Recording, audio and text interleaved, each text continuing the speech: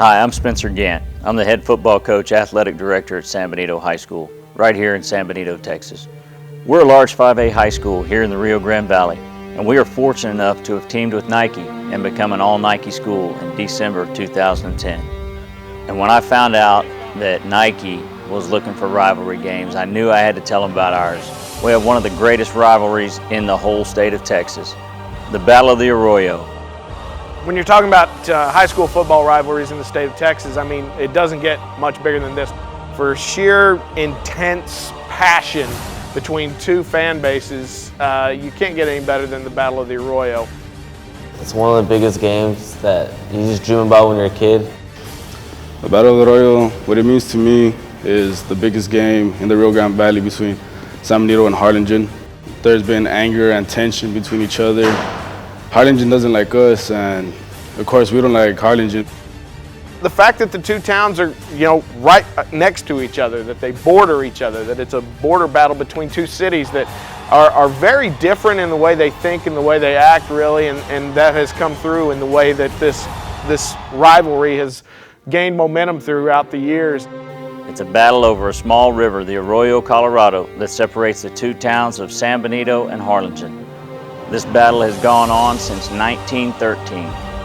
82 different editions it's been going on, and I don't think that it's ever flagged once when it comes to the amount of love and passion that each of the fan bases has for their respective teams.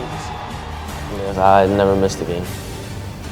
It just runs in our blood. It's there where I've seen every Battle of the Arroyo, and I just want the Greyhounds to win. It has divided families, communities for years. Half of my family that lives over there. My parents have gotten in fights with my aunts and uncles. I've seen husbands and wives go to this thing, each wearing the colors. The husband wears red and the mama wears the purple, and they don't speak to each other for days after the game. This game has divided us in so many different ways, between tension and family and friends, because of who they are and who we are. The fact that there are so many family members involved on either side of this rivalry means that the build-up to it just gets bigger and bigger every year. The pressure that gets put on these kids by their families and by their parents and by cousins and uncles who once played for the Cardinals or for the Greyhounds and now have come to them, the week before, the Saturday before, the Friday of the game, and they come to their house and they tell them, you better win this week. You better win this, because it's the biggest game of your career. It's the one you're always going to remember. If we beat them and we lost every other game, it would mean the world to us. It's been played in front of sold-out crowds every single year, sometimes in excess of over 10,000 people. On the line for every Greyhound fan and Cardinal fan are bragging rights for a year, and the opportunity to see their team stand at midfield and hoist a crystal football trophy. It's a great trophy. They get to lift that up at the end.